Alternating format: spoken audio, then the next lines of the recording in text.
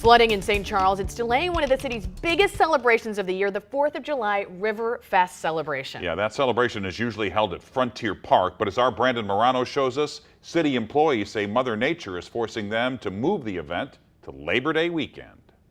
You don't need a sign to tell you that Frontier Park in St. Charles is flooded. And all this water just off Riverside Drive has canceled one of the biggest events of the year. Yeah, this has been an extraordinary year because of the amount of flooding.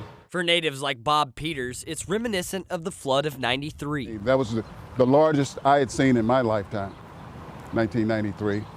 And this, would you say, is number 2? This is number 2, yeah. You're right. For sure. For sure, yeah. This is number 2. The 4th of July Riverfest is a staple for St. Charles, bringing thousands of people to different shops downtown. 4th of July has always been a surprise to us. Every year, the crowds get bigger. But this year, all those people planning to attend the Riverfest celebration will have to wait until Labor Day weekend. Can't have it in a swamp. Which Cassandra Keller says could actually bring more people downtown. 4th of July was on a Thursday this year, and a lot of people would have had to gone back on that Friday or taking it off. But having the the festival moved to a weekend, we're hoping that more people will be able to show up. People just like Bob Peters.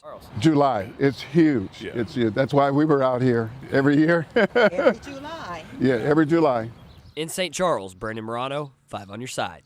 The parade will still happen at 10 a.m. on the 4th and will be the same route as previous years. Fireworks for the Riverfest celebration, though, are now scheduled for August 31st.